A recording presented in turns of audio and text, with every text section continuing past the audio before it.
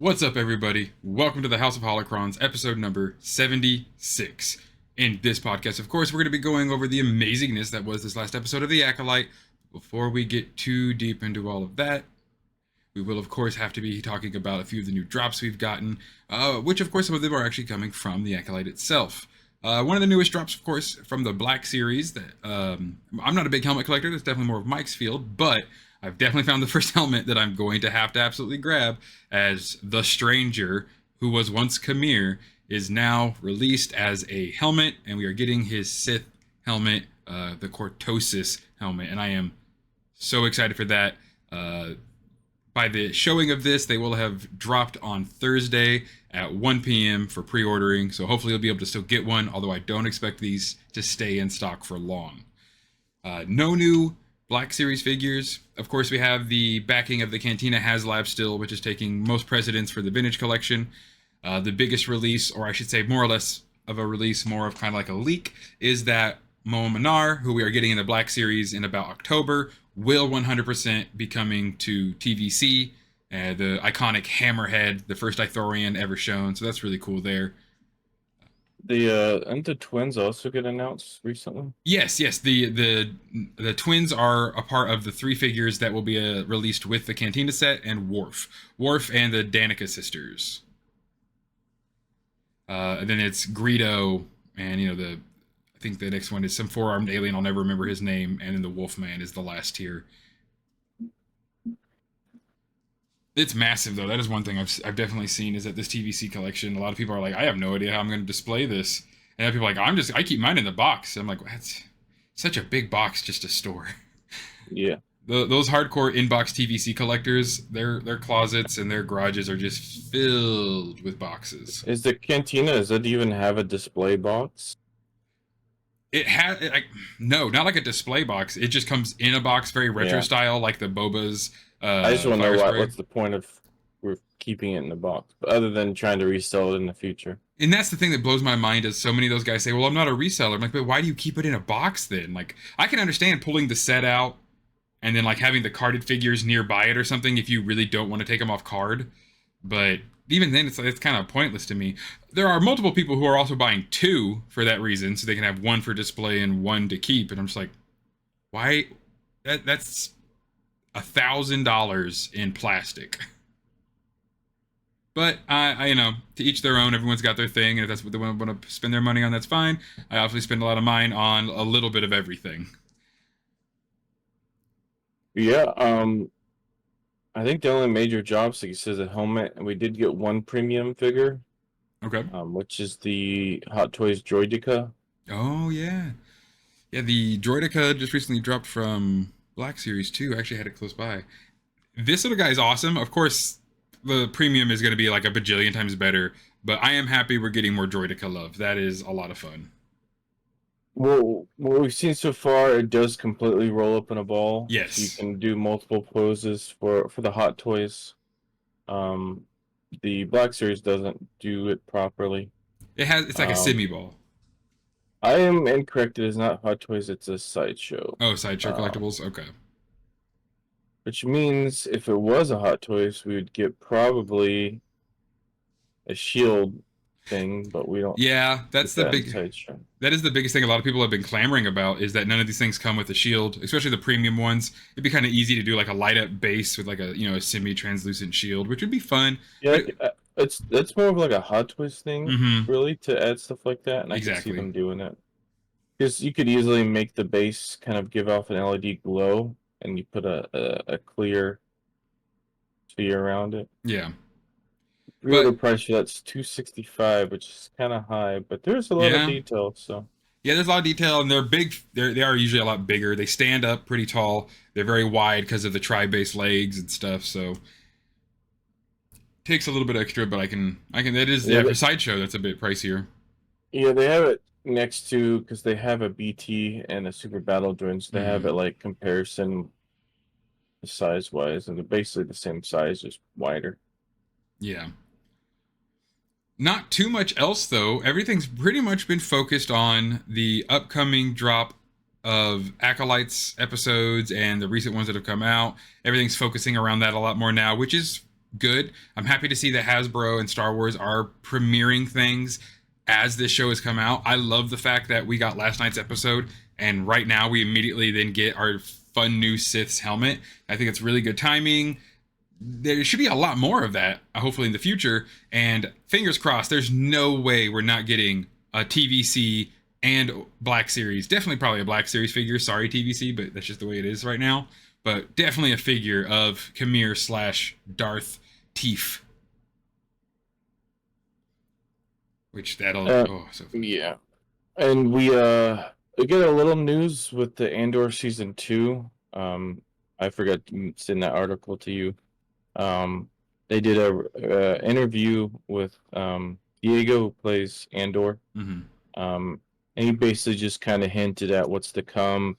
The big news, though, is the return of Ben Mendelsohn, which plays Orson Krennic. He originally was slated not to return for season 2, but instead they retracted it, and he says he will be. So he will be reprising his role for season 2. Yeah. The main thing that I think they just admitted is more of what the timeline's supposed to be, which is going to be a 2.5 to 3 year gap between seasons, and then it's going to be another jump. And the way he talks about it says it's going to be fascinating that you can go straight to Rogue One. It seems like it's going to leave almost immediately into the end of season 2 will lead straight into Rogue One. And then it also supposed to, apparently after watching season 2, it's going to give you a complete different perspective of Rogue One. Okay. That Diego himself says he recommends rewatching Rogue One after season 2. Ooh, yeah, that'll be fun. Yeah, that'll be a lot of fun. I know there was actually almost a full character list that got leaked of new characters, or at least people playing them and stuff. And I do believe this might be season 2 is also where we get to see K2SO for the first time and his introduction. That's for sure. Yeah, so we're gonna get his introduction and whatnot. That's gonna be a lot of fun because everyone misses him.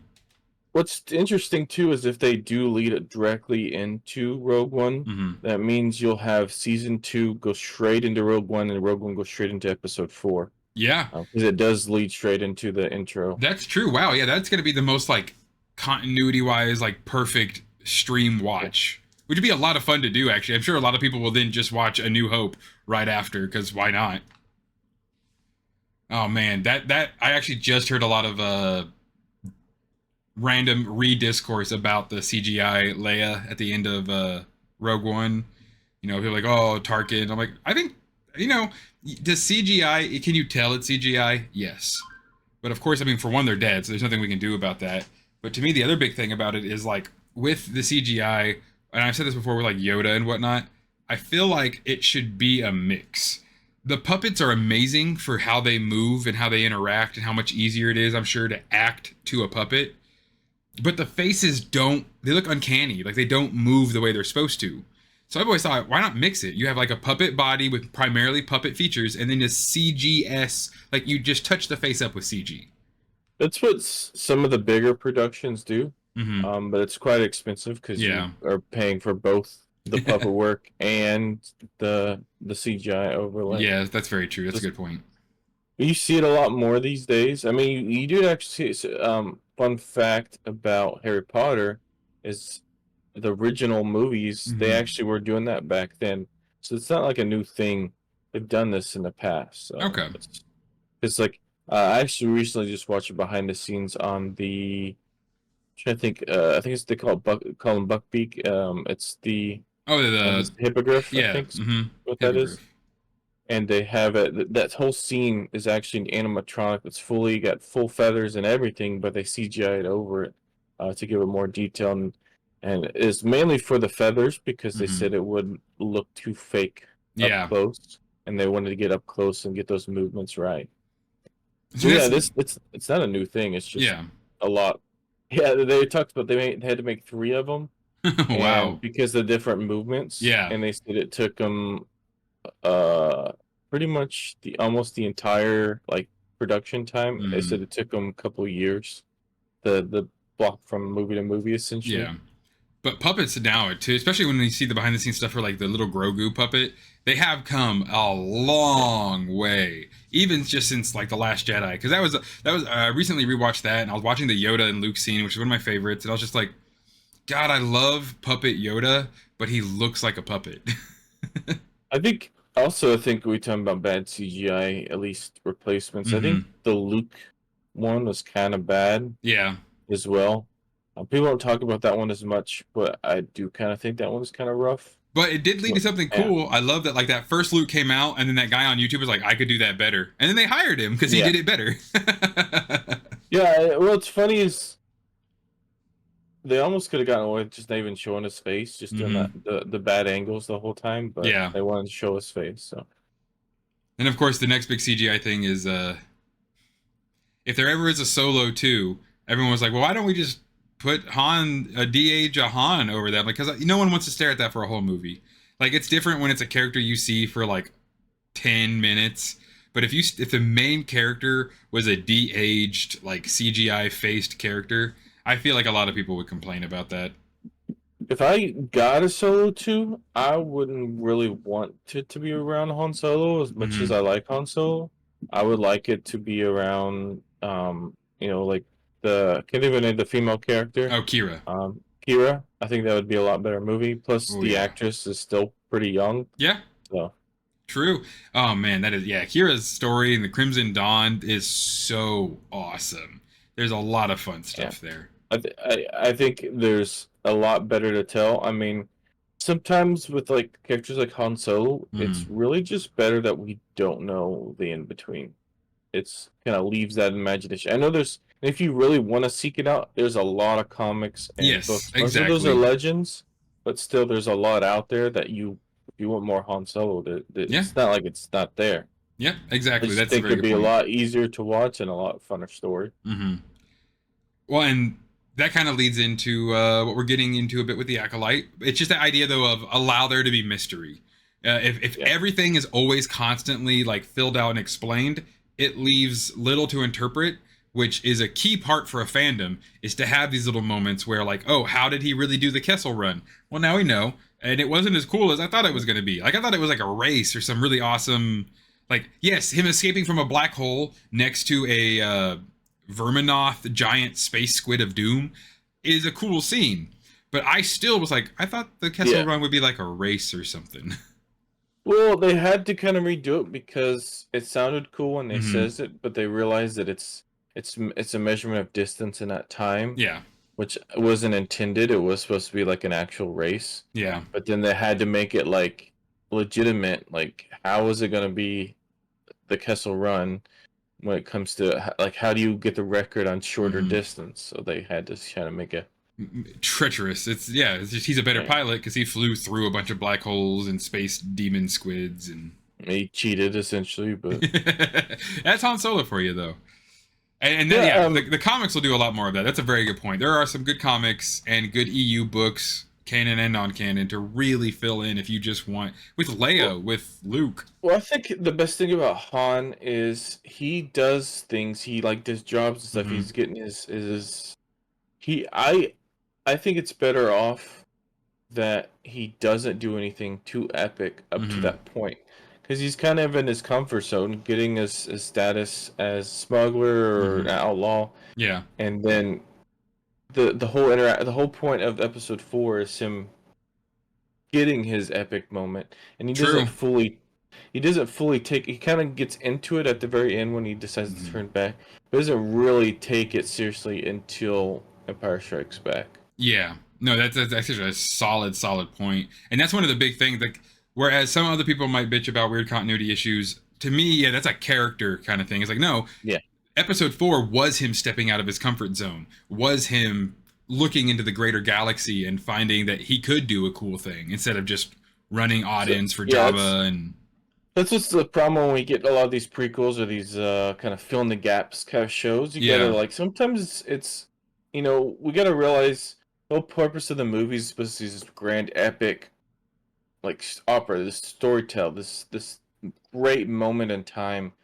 We got to remember not to overshadow it with so much content. And so it's nice that we get stuff like Mandalorian or this one where we kind of step outside of that range. Yes. Yep. And it doesn't kind of step on toes and Yeah. overshadow what because the movies, in my opinion, should be the pinnacle of like excitement of Star Wars, and these other stuff kind of should just kind of help reinforce Star Wars. Yeah. The pillars that'll hold up these amazing features. And that's a very good way to look at it too. And it's very true because, especially as we've all said till we were blue in the face, the Skywalker saga is packed. Like, there's not much else that could even be remotely touched in the Skywalker saga timeline. Yeah, and that's the thing I'm afraid of with some of these shows. I still feel like because of the whole, like I said, it should be the grand. I'm always worried about, and the show Acolyte kind of touches on it. It's not the only one. It's just because that's the most relevant, right? Of over exceeding the epicness that is the original movies or the movies in general, with like the capability of the Sith. It's like I said, it's the problem that Marvel also had. It's like you make Thanos this big threat, and then you introduce this other villain that's just as bad or worse. And so it's like, well, why watch those movies again? Those were awesome, but now I know Thanos is just weak. He's just a pipsqueak compared to this villain we literally just saw in this Disney Plus series. And it's like, why watch you go to a movie on this character that has this cool adventure when I know they're going to come up with a series that's going to be more grand and like overshadowed? It's like, it's like you don't always have to push the envelope. Sometimes you just need to open it. Not every villain, and we've seen that in Star Wars. Heck, has to be this most powerful. For instance, Martian Rowe isn't. Yeah. So you don't necessarily have to be this, another reinterpretation of Palpatine. Not saying having another Sith is bad. I like that. That's what I've been wanting, and that's what you've been wanting. I'm just using an example that not everything that has to be. Yes. Because, like I said, I want to watch the movies for the epicness, for the grandest, and now I'm like, well, I don't want to see every villain as much as I hate, and it's more just because we've got so much of Palpatine. Yeah, right. Not that I hate him. He's just everywhere. It's good just having him like this powerful grand leader, because he's like, that's the whole like Skywalker saga or Darth Vader. Like Darth Vader should be the pinnacle of that type of character. Yep, exactly. He's the face of Star Wars evil, Vader and Palpatine. And without getting too into it, I will say that's what I loved about this episode of Acolyte is that the stranger Darth the Sith. Yeah. He did get his ass kicked a little bit in between some of these fight scenes. He was not this end all be all, and that's awesome. He has to, because even if he's so skilled, he's not used to fighting Jedi, right? Because he would have been found out a lot sooner. And then also, Soul is an experienced master, and I'm sure there was another master in that group that was with him. So it's too bad he was a red shirt. They should be like, how just to show up and just kind of, he had his moment where he surprised him with the quick force throw. Yep. But the whole fight shouldn't have been that one. The one that would have been boring. Yes, exactly. So then, the Acolyte, which was to me 9 out of 10. What a great episode! And had they just like somehow chalked on episode 5 to or episode 4 to this one, it would have been amazing. But it was just it was slow. Yeah. Bam, and then this episode just kept that energy. I feel it's really interesting that it feels like each episode is, normally you want to split a lot of these stuff up throughout the season. Yeah. But it's like first episode, complete introductions. Second episode, going back and covering flashbacks. Third episode, transition from point A to B.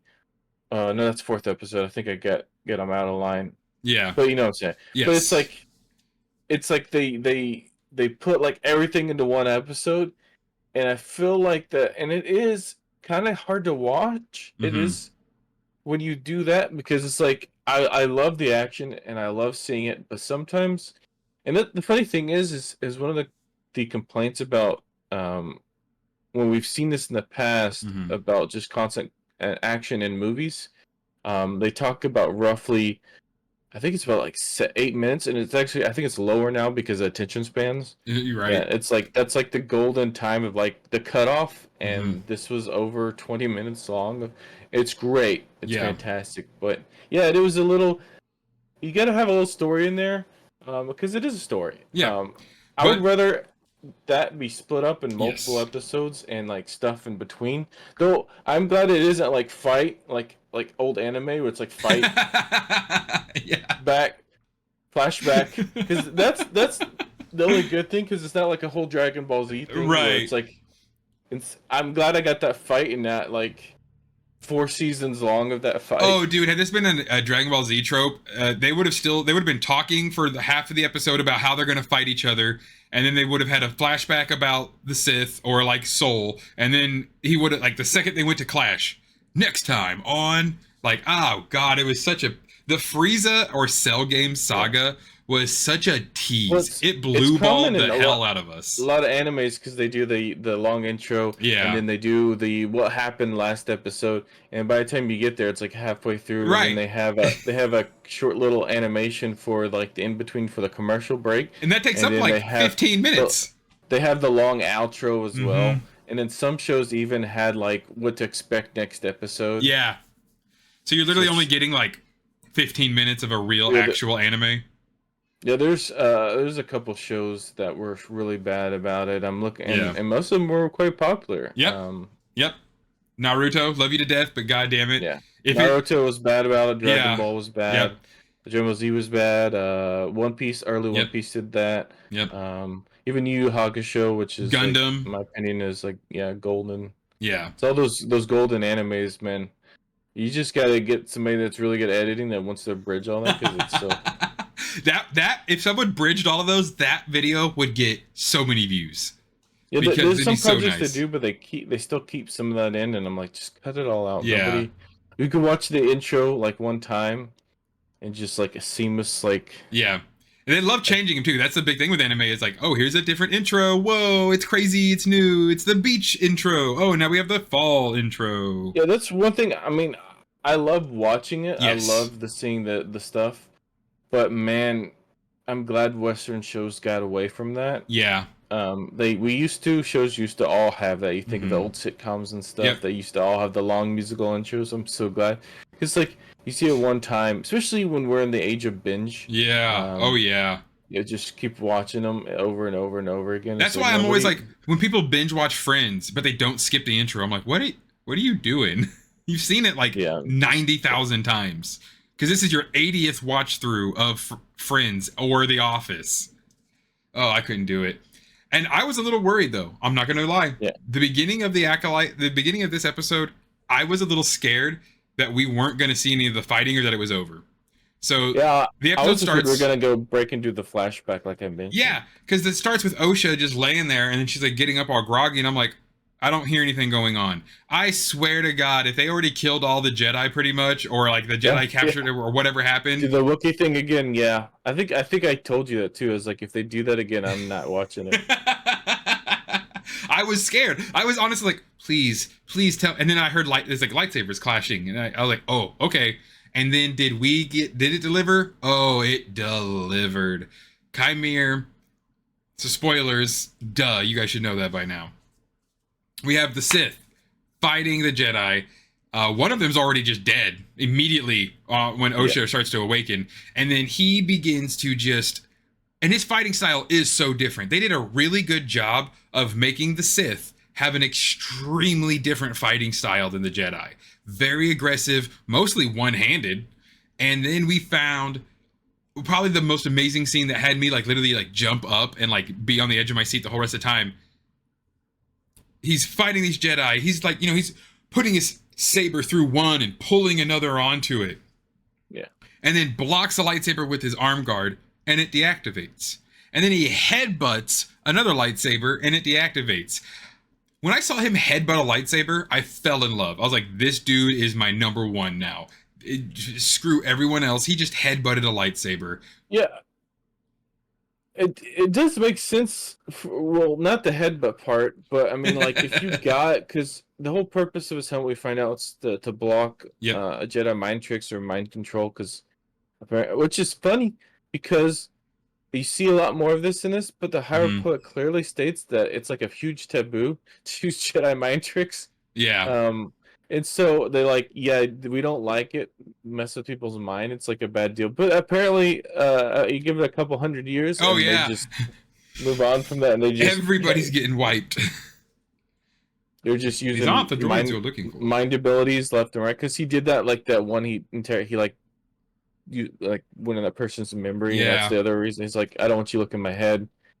And then so yeah, he had the Cartosis thing. He's like, well, I guess he's like, well, if I already got this to block mind control, might as well use it as a weapon activation. And so pretty much what Cortosis does is it sends a feedback loop into the energy cell of the lightsaber, and it turns them off for a little bit. Not forever, but for like definitely a few moments, enough for someone to strike you down if they so wanted to.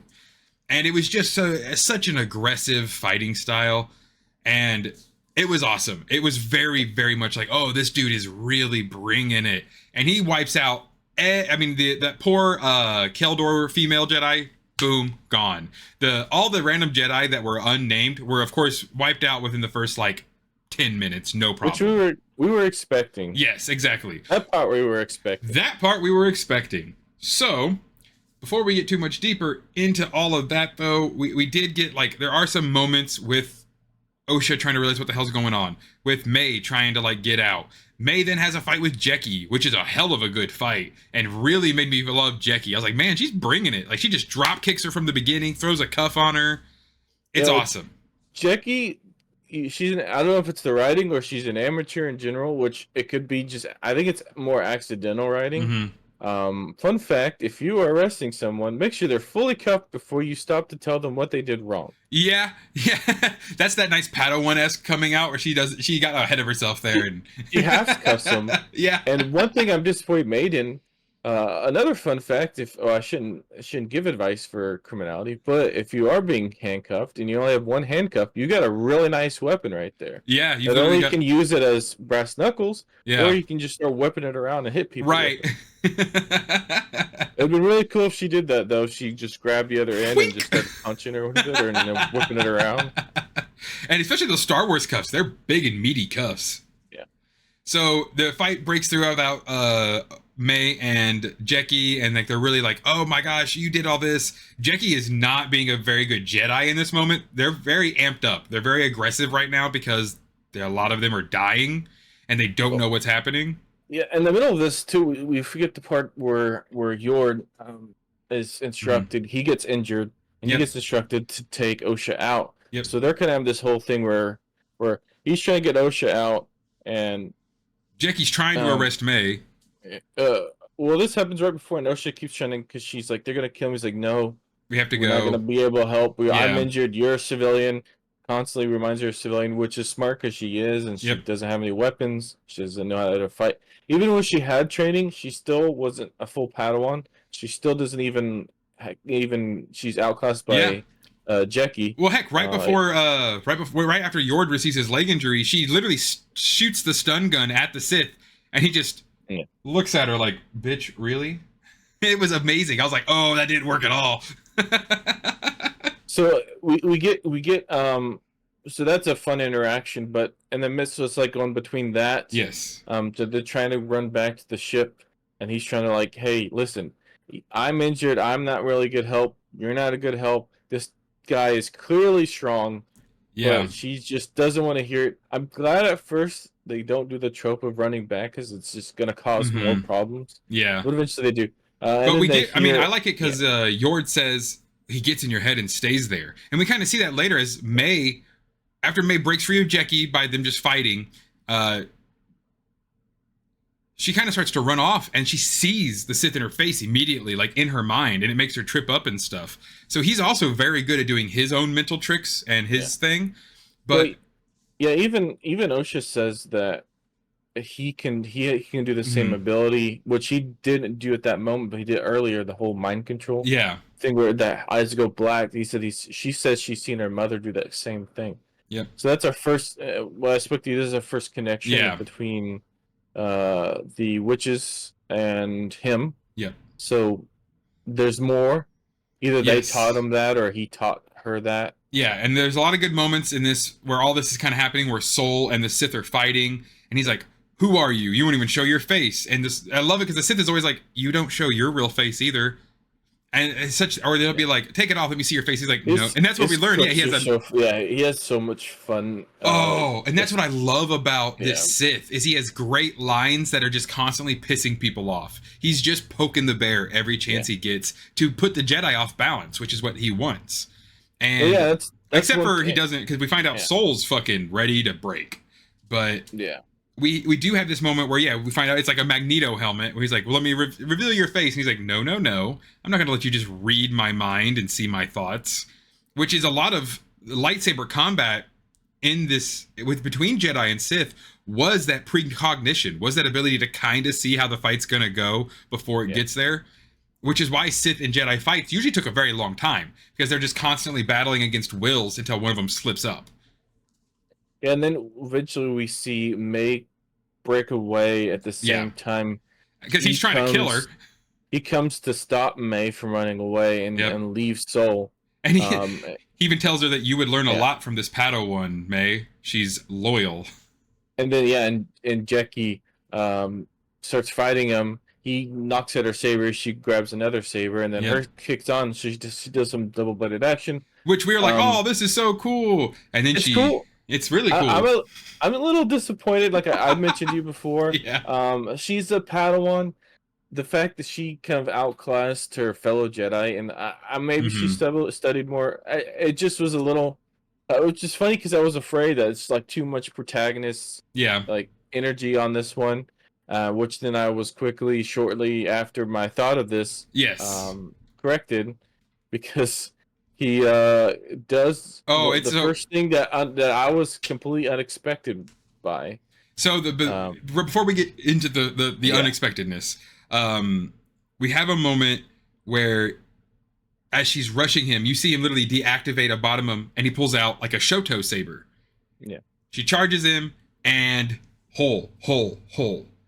Jackie immediately gets stabbed in the chest 3 times. It's not a slow, like, dramatic death. It's just it's like doosh. She falls over dead, and Soul is losing it. But I love that moment because like she was a child, and at this moment we've now known, because Jackie kind of knocked his mask off with some head hits. It is Chimere, or it was Chimere, who now claims to be nameless. That wasn't his name. One of the first interactions too after that happened was it died. And he keeps referring to her as an it. Well, yeah, because she's a child, and he goes, "You brought her here. What did you expect to happen, Soul? You brought your Padawan. What did you think was going to happen?" Well, it's just funny. He keeps referring to her as an it for a while. Yeah, and he does it to piss him off. Yeah. And for those that are worried about this Disney being woke again, they're being genderless. No, this is him just being a dick. Yes, and referring to her as an it, as like a piece of like nothing. Because Soul like screams Jackie, and he just like cocks his head side. He was like, "Was that its name?" And he was like, "Oh, dang." Oh, he wasn't trying to be woke. He was trying to be just a complete jerk. He's just trying to piss off Soul, and he does.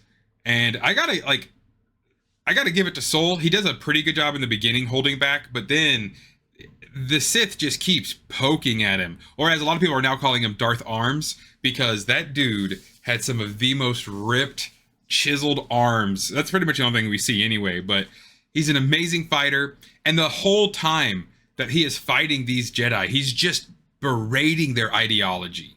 He's just constantly telling them how weak they are, how this is so pointless, how this isn't going to help them whatsoever. Why are they doing this? Pretty much giving them futile. He even captures May at a point and is like, "You're the reason they're all dead.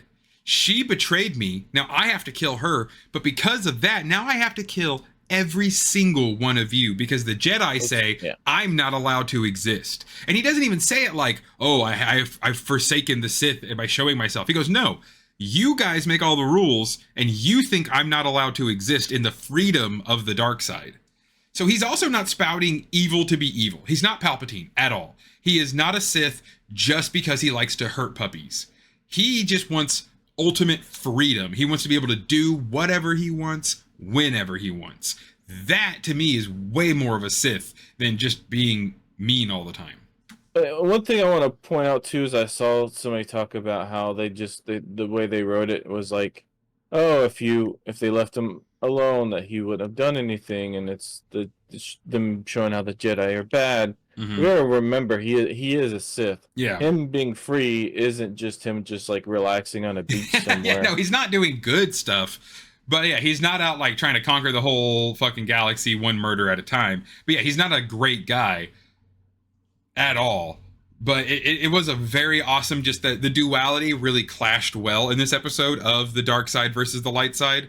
But the light side got really shunted and really pushed into the shadows here because of all the death, because of the surprise, because of the emotions that all these Jedi are now feeling. As Osha and Yord come running back, there's this cool scene where they both deactivate each other's lightsabers. He's using his helmet to like beat the Sith. And we're like, oh wow, Yord's back. What's gonna happen? Oh, he like dislocates his arm, spins Yord around, and breaks his neck. Yeah. What? Yeah, it's seeing both Jackie and Yord die is in episode 5 was completely unexpected. Because I was expecting some grand chase, and then they're gonna hunt down these named Jedi and try to like take them out. No. It's only Sol, Osha, May, and the Sith. Oh, and Basil. Basil's left too. But a lot of people are now saying if anything happens to Basil, they're going to riot. I think something will probably happen to Basil. If he gets found, he's not going to live. He's not even a Jedi. He's not worried about Basil. Well, he's getting on the ship. And he knows because that's you see him on the ship, yes. And he can tell that it's not Osha. Yes, because more or less what happens is as the fight continues, they chase each other throughout the forest. Osha uses Pip's head to attract the Umber Moths to attack the Sith. Yeah. That way they can get away. It's just a getaway tactic. Now, this is, of course, where I've seen the only discourse I've ever seen online about this episode so far, because it was so fucking brilliant. What can you complain about? Majorly, besides like us that like to nitpick stuff. The only big complaint I'm seeing from the Dude Bro Fandom Menace is, well, how did a great powerful Sith Lord get captured by those bugs? And I'm like, bro, you know how many times I've died to bugs on Knights of the Old Republic or some minor swarm-like entity? That was the point. It's a swarm. He can fight some of them off, and he does survive the attack. Yeah, we gotta think there's multiple factors too. He's been fighting nonstop for a long time. He's exhausted. And then it was completely unexpected. He wasn't expecting to be swarmed by those bugs. And those weren't like small little bugs either. Those were very large. Yep. So as they're getting away, we have a moment in which Sol or Osha goes after May. May knocks out Osha with a big old blast after Sol has been pretty much knocked out as well in the fight from a stun blast from May. They think they're getting away scot-free, but now this was the part I was confused about, but I kind of enjoy it, but I don't know where it's going to go. May cuts her hair with a lightsaber and takes on Osha's identity. Another thing I think of is the only reason, because that's got to be a short-term goal, because she's going to be quickly found out when she goes. Not only because of the tattoo, but also because, I mean, she doesn't have the same presence. Yes. And she won't be. She hasn't been around her sister enough to mimic her completely. The second Sol calms down and is in his right mind again, he'll know that's May. Because he should be able to tell, even if he's been away from his Padawan for that long, that he could tell the presence is not the same Padawan. Yeah. Speaking of also the small, the creature, I forgot his name. Basil. He already knows it's not her. So the only thing I can think of is a short-term goal, which is either to get off planet, but then how is she going to get away? Yeah. Or to still try to assassinate Sol. The only thing I think of is just revenge at this point. Right. Because she still blames him for something, which still, I have to say, she's so conflicting to an extreme. It's so weird. We get the whole engagement between her and her sister. Yeah. That we've seen this before, but her do it again, it's like, oh, lovey-dovey. but and she like gets to a point like, well, if you don't want to be my sister again, I'm just going to leave you here to die. Yeah. Okay, fine. Don't be my sister. I'll just try to kill you again. How about I'll just that? leave you unconscious on a very dangerous planet. Yeah, They even I don't get May multiple at all. times they even talk about like when they get to the planet, like we gotta go stay on path, be careful because it's a dangerous planet. Yep. All this stuff. Yeah, she's like, it's just I get the point, but they do it to so extreme. It almost feels cartoonish. Yeah. In a way. May's character is, and this is probably a point of it, she doesn't even know who the hell she is. She has no idea who she is because she's only been told who she is by everyone else. They literally, Osha's like, you tried to kill me, you tried to kill everyone. Like, why would I come back to you? And she's like, but the Jedi. Yeah, that she has no real arguments. She's just a selfish brat. The Jedi did the same to you. Like, right. They did it. They gave me a family. Yeah, she literally says they were more of a family to me than you ever were. And that pisses her off. That too. When she was a kid, she was actually quite rough with her and stuff. Yeah. And just always around her. Always bossing her around. I don't blame Osha whatsoever. And May is just, yeah, she's a spoiled brat pretty much. She's like... But she's like one of those kids you see in those like movies, like... Or those like kids that do like horrific things. Mm-hmm. And you like wonder, like... You start to question like morality, like... Some kids we may have to just lock away some facility, right, and not interact with the general public because if they eventually grow up, they're gonna do something horrible. Yeah, and I feel like May's gonna end up doing that if she doesn't get stopped. Which that is gonna lead into one of my biggest issues and fears. But before that, I love the fact that it ends with the Sith over Osha's body, knowing exactly who it is, because he's like, oh, look at that tattoo, and you're obviously not fucking May, duh. And he puts his robe over her and says something about like, how amazing are we as creatures? Like, how amazing is... Well, he knows immediately that's not May. Yeah. He would have killed her. If it was May, he would have just killed her. Yep, exactly. So I don't know if he's going to try and now corrupt Osha, which would be amazing. If a corrupt Osha kills Soul. Oh, that'd be so cool. I think he thinks he's going to get another acolyte, and he's like, I think he felt like May was a failure. And that's a good part of the episode too, is he talks about that. Like, hey, he's like, I need a pupil. I need an acolyte. And I don't know if that's because I need to kill my master, so I need help, or if he's already like this weird side sect of Sith, because he calls himself, you would call me a Sith, but he's not saying he is a Sith. So there's still this lovely subterfuge and like misdirection a little bit from the show to give us this mystery vibe. It's also this, like, when you're kind of very experienced in your craft, whatever it may be, you eventually want to pass it on to somebody. So I think there's also kind of that too.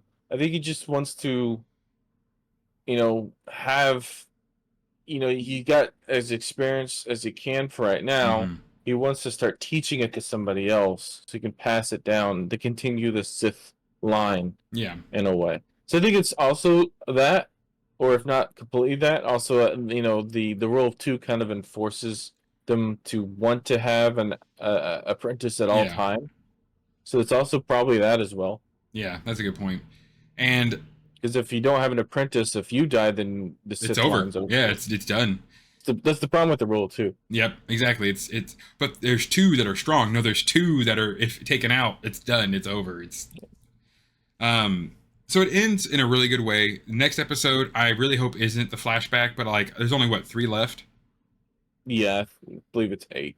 So I don't know if I want the flashback now and then no more flashbacks, or if I want resolve what's going on, flashback ending. We better see, if we do get the flashback, we better see Kanaka, just the main fighter. I want to see the witch, the Zabrak witch. I want to see her do the mind control. I want to see him go nuts. I want to see Kanaka's eyes turn black and just go into this Wookiee rage and start swinging his blade at all the other Jedi. Which then they would have to kill her to get him to stop. Which starts all the... Point, yeah, exactly. That's how I would, right? Because I would definitely want to see just a Wookiee Jedi go in this mindless rage would be badass. Oh, dude. Because a Wookiee Jedi is cool. But a Wookiee Sith, that's terrifying. That is terrifying to have a Wookiee Darksider or someone when a Wookiee with that much strength and force powers just forgoes the light side. It's gonna. I feel like that's what's gonna happen, and it's gonna be really good to see. But I feel like out of all the they Jedi, if I was can't going to make do it, that, he'd be the easiest one to do that. especially now that he's gone. So it's yeah. The problem I'm having though is, and I know everyone it talks about this breaking the continuity of them not knowing the Sith exist. Yeah. If Sol gets back to Vernestra and he tells her what's going on, and she doesn't tell Yoda or the Grand Council, then she's no better than Yoda, who hid the Nameless in Act 2, in Phase 2 of the Higher Republic. And that'll piss me off. The Sith are their ultimate enemy. There's a difference in the Nameless and the fucking Sith. The Jedi were literally almost created, it seems like in some worlds, to destroy the dark side and to fight back the Sith. That's their like persona non grata rivalry. Well, and one of my biggest predictions for this is that because they've kept her alive this long, because we don't get to see what happens later. Mm-hmm. I originally predicted that this is going to be the show. This is going to be when she finally dies, and I think that's still going to happen. Yes, because if nothing else, I think that he eventually will either gets rid of May or he just captures May and Osha. And then our Sith friend will kill Sol. And Baslin might escape and run off in the woods or whatever. Because most people wouldn't believe him anyway if he was just manically screaming about some Sith if they even understood his language. Or some guy with a red blade killing everybody. But we know that Vernestra uses her light whip. We've seen Vernestra use her. That would be funny if Basil's the last one and he's like trying to tell everyone. Yeah. What is he talking? I have no idea what he's saying. I mean, eventually they have to get like a protocol droid or something. He said that there was a person who killed all the Jedi with a Jedi weapon. No, I said it was a red Sith's blade. I don't know what you're saying, little one. It was a Jedi. You're assuming that his intelligence is really high. Yeah. It could be just like, because he's just like a mechanic or mechanic, so he's probably just like maybe that's all he knows. So it's like, it could be just like really garbled or I don't know. Yeah. But all I know is Vernestra is definitely going to have to fight at some point because we see her use her whip on a foresty planet, and I think she goes to Kofar. It would make sense for her to go to Kofar because everyone disappeared. Everyone. Oh yeah, I forgot. We do see her. You're right. We do see her fight in the preview. So yep. I do think that means she's going to die. Is that or they're going to be like she doesn't want to tell anyone? I think that would be terrible. I'd hate it. I'm not going to lie. It would piss me off. But like you said, because she's been alive through a lot of the High Republic, to guarantee that she's going to live to this show means that anything that's going to be written in the books that she appears in, she's going to live. So I think killing her off finally would be the best info if they're going to guarantee her to live to this point. Yeah, no, and I totally agree with that. I would prefer, like, even if there's a brief message that she does receive from Sol about we were attacked, it was crazy, but it's not like a full message, and she's just like, well, I gotta go see what's going on. And she doesn't tell them about that, that's fine. But she cannot have all of the information and then hide it. I can't be okay with that myself. We can't keep doing that either. Yeah, exactly. You can't keep saying, well, the reason why the continuity is because the Jedi just hit it. It just gets old at that point. Yeah. It could be a good reason, but it's still just like so many times you could just keep using that as a plot hole. Yep, and then it just makes it feel so much worse to me about this because again, it won't break continuity then, but it's just shitty. It's just straight up shitty. Yeah. So I like that idea though. She goes to Kofar to find out what the hell happened. There's a distress beacon, but no one's answering it. No one's talking. They've all disappeared. And then she has to fight this Dark Lord now, and that ends her. And because I want the next season, and which I hope we get, of course. You know, if we do get season 2, I wouldn't be surprised at all if season 2 is this Sith trying to break Osha. I think the only thing I think I would fear the most about that situation, is if we get Vernestra fighting, she kills him, and then just doesn't ever speak of it again. It's like we can't tell the Jedi Council there was a Sith here, because then it'll cause a mass panic. I hate that excuse. We can't tell them because it'll cause mass panic. To kill him off and be like, well, that's the Sith. We won't tell anyone any further about this. That would be such a disappointing ending to the season, for Right, sure. especially because Yoda literally says the first time they realized who Darth Maul was, two there always are. Yeah. A master and apprentice. So if she just kills one and goes, job done, I would be livid because you're not that dumb. You know that the Sith run in a pair. I think the worst thing they could do is have Ki-Adi-Mundi on planet.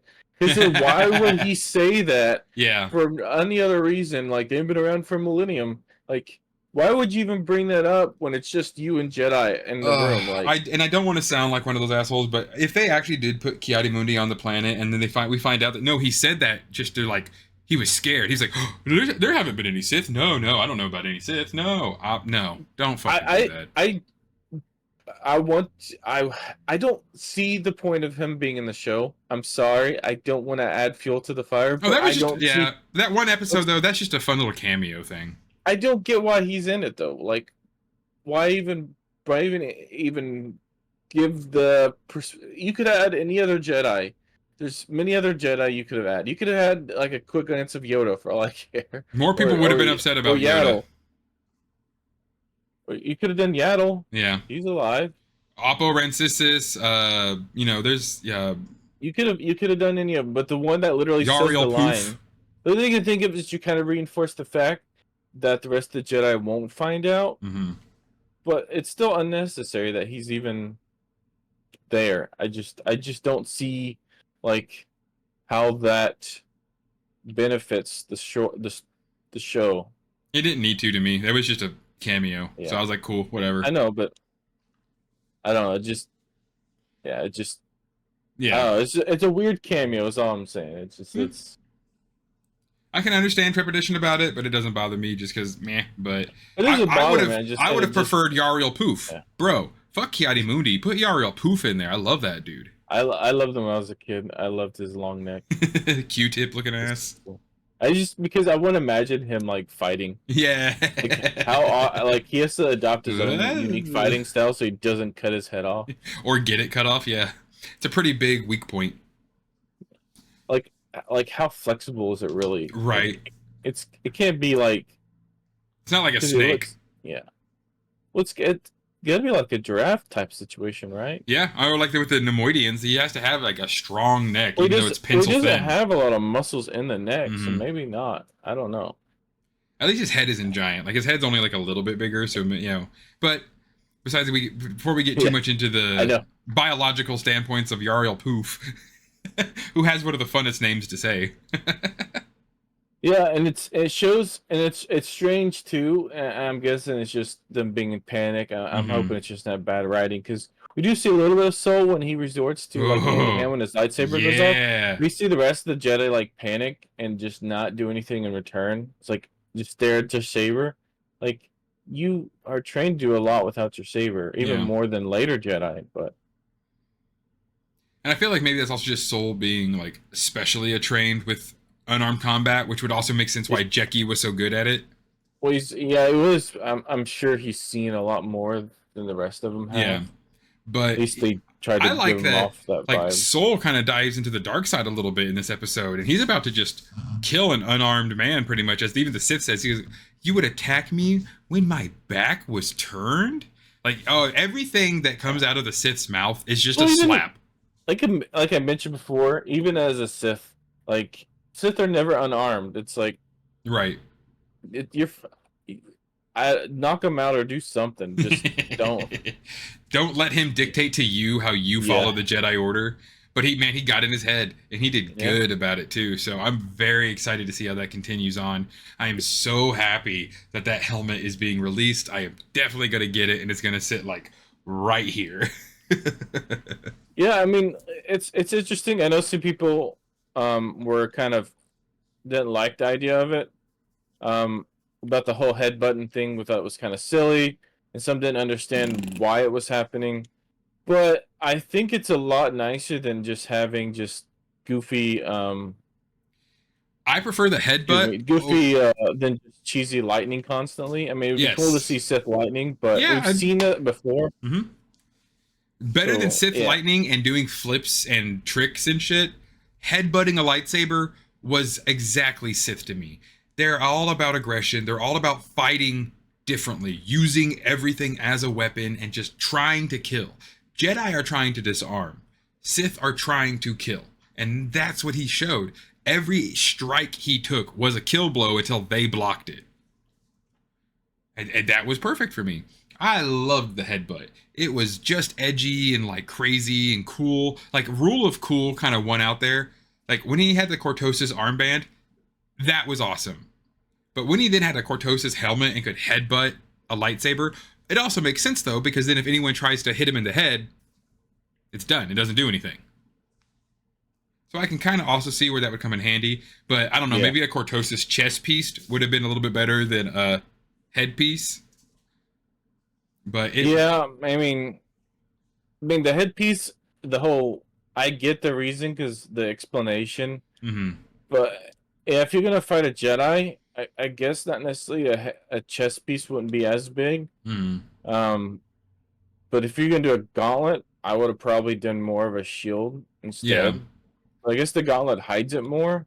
True. Still, but being able, I mean, think about, because you have experience with sword fighting. Think about blocking a sword with a gauntlet on your offhand is a lot harder than having like a buckler. Yeah. You know.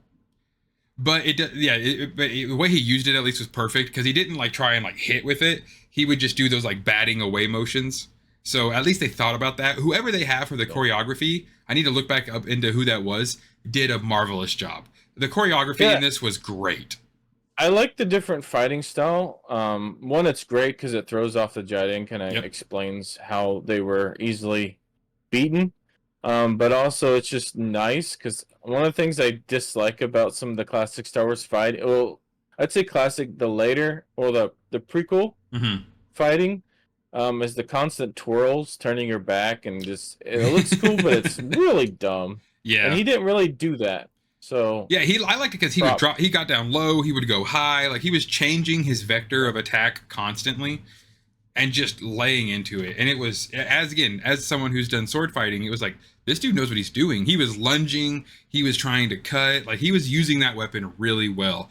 Yeah. Now, of course, if I knew he had the second one the whole time, I like that he used it as a surprise. That's exactly what you should do with that. Like it shouldn't be just out all the time. It should be like a haha, gotcha. Well, yeah, it's like sometimes it is because you have that as an offhand because you know like the main gouge and stuff. So having it as a parrying dagger, as a parrying blocking weapon would be the idea. But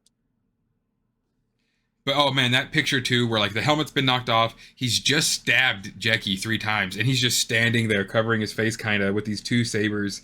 And then he reveals himself, and that was an amazing reveal too. We already at that moment knew, like, oh, that's totally Chimera. Then, like, yeah, it was him. Well, yeah, and it's more Sith-like too. Also, just keep it hidden, anyways. Yep. But one thing that I think is a minimal thing that I love that movies are so bad at, is that he went back for the helmet. Yeah, he picked it up. He's like, well, 1, this is evidence. 2, I need this. Well, yeah, Cartosis is very rare.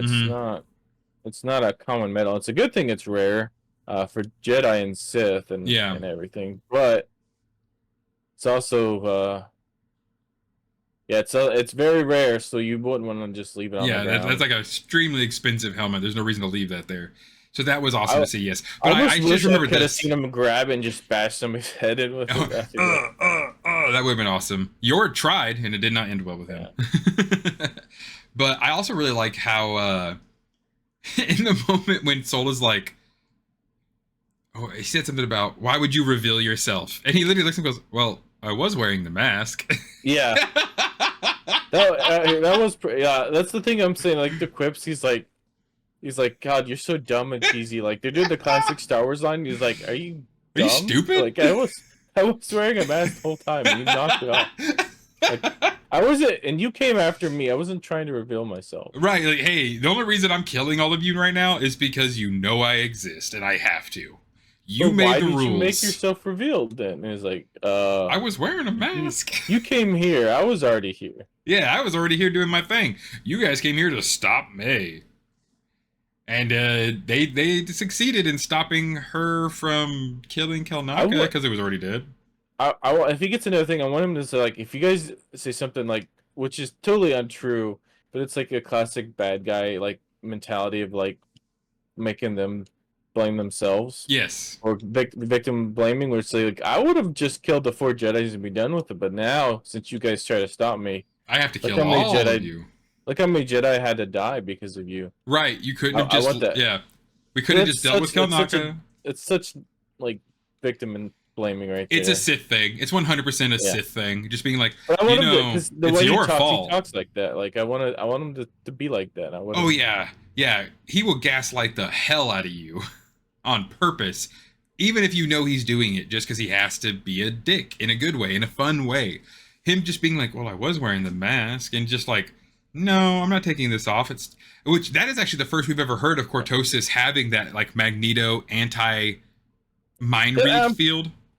At least they force him to take his helmet off, and not just him just whipping it off and doing a Kylo Ren thing. Right. I'm still annoyed about that. But yeah, leave it on. I wish they kept it on longer. But I mean, it wasn't bad. Yeah, I think the episode turned out really well. Yeah. The discourse from it has also been really good because there hasn't been like, again, this is one of those things where it's like, I'm almost excited to see what the dipshits can find to complain about, because there's so little to act like. Then you can nitpick a few lines here and there. There's not much. What we've been kind of wanting. So it's like we can't say anything bad because this is what every Star Wars fans have been kind of begging for. Exactly. And it came through. Oh my gosh, this episode was so good. Yeah, the Jecki thing had me and my wife just like, no way. And then with Yord right after, we were like, are you serious? Those two characters, I will admit, I didn't even get close to expecting that to happen. Yeah. I thought Jecki, the way they had her fighting, I thought, man, she's got some protagonist energy going on. This is just... It almost feels like at that point, like he was just toying with her, how easily he just slaughtered her. I feel like he was waiting for Soul to get there to kill her. I mean, that could be it. True, actually. He was just waiting for Soul to show up to kill her, and then call her it. Oh, I love it. I love the way he acts. Yeah, Darth. I need to learn his fucking name. Like, I hope we do get a name soon. Yeah, I think the official name right now is The Stranger. Yeah. I don't know. He's Darth Teef until I get a real name. Yeah. And I love the way he acted. I love the way he held himself, the swagger and the way he walked. The way, like, he handled himself great. Because his helmet does get a bit damaged, so it'll get knocked off. I hope he like fixes it up some. Yeah. But I guess, and the whole reason we don't see really any his eye slits are really thin, and there isn't much on the helmet, and like it looks like heavily reinforced the head. It goes to the fact that he has it specifically designed for to the whole block out Jedi mind manipulation. And a headbutt. I didn't think it was a big issue. Right. But apparently it's a lot bigger issue for him to design a helmet. I feel like if nothing else, it's because whereas he's taken this path differently than like Sidious did, Sidious trained to hide himself. This guy trained to just lurk in the shadows, not right out in public. Well, he does do a little bit of public, but yeah. Yeah, but then he's like, then he does a Sheev Palpatine thing. He puts on a different persona for that. So that's a little bit easier to fool Jedi then, but yeah, and that's the first thing too is Soul says, "Who are you?" And he goes, "You don't remember? You don't know?" It's like, I'm hoping that was more of a reference to. I hope there's some kind of connection. I think that'd be pretty cool if there is. A lot of people are saying that since Leslie Headland loves KOTOR, did Soul get revened? Like a lot of people are now saying that Soul was a Darksider who then got captured by the Jedi and turned to a Jedi. I'm like, no. Again, they're not any Sith. If they captured a Sith, that... Yeah. I would like for them to maybe have a connection. That'd be really dope. And then, of course, we know he has a bit of a connection to the witches because of that controlling people ability that he probably learned from them or taught them. Who knows? But I would love for there to be this, like, connect... Because he knows about the Soul. Most likely he was telling Meg... is like a... The only thing I think of, brother. the easiest one would be just a Padawan type thing. I would love it if Soul was like his older brother who was taken to be a Jedi, Yeah, and then they left I'm him hoping behind. it's like more of a family relationship. It Yeah. would be kind of ironic if it is like a brother thing. Mm-hmm. It's like, because you keep taking children away, like they did me, types, or Yeah. like they did you. They took you away and left me behind to suffer, and I went into, they sold, I was a slave for this many years, but I broke my chains and became a Sith. That would be a fun story, but also kind of not cliche, but you would see like, oh, okay. It wouldn't be as shock and awe, but they could also have no relations, and that's fine too, because the stranger obviously knows everything Soul's done in his past that was not good. Because he brings it up again. Osha's like, what did you do? And he's like, I promise I'll tell you. And honestly, I was surprised Osha didn't say, no, tell me now. Well, the sad part was he was starting to tell her until all of a sudden we get the stupid, damn it, May! May, you were getting on my nerves before, but now you really ruined on my nerves. May just ruins everything she touches. She's one of those people. Pretty much. Which is, it's definitely leading into her character. I don't know if, I don't think May's gonna survive. I know Soul won't. Who knows about Basil, the little sniffer. Osha and the Sith, I think, with season 2 being hopeful, I think they would survive, and that would be the next part of season 2 is his training and teaching Osha how to be a Sith, which would be awesome. I would love like a quote unquote Sith Academy kind of season. Oh, because that's the thing is we need dark side lore. That's what we were talked about is we're getting dark side lore. We're getting more dark side led stuff. And so far it's still been a lot of Jedis in the show and a lot of Jedi leading stuff. So now we need this dark side dogma. We need this Sith ideology brought in to show off that part of the Force. Yeah, it's called the Acolyte, and we were kind of promised Sith. Yeah. So I completely agree. I hope we do get, just more Sith. Mm-hmm. But definitely an amazing episode. It was so much fun, so much action, so many crazy what the hell moments, which is amazing to have finally gotten. Again, like you said, it's kind of what we were promised was delivered to a degree in this episode heavily. Now we just need the lore and the cool, like, again, dogma, philosophy stuff. So it's going to be great. I'm super excited. This next episode, if it is a flashback, guys, don't feel like it's worse. It's not, it's just going to be, it's hard to follow this and not have the next episode feel less because this was crazy. Yeah, it definitely was not expected. Yeah. So I doubt we're gonna get anything like that again. Yeah, exactly.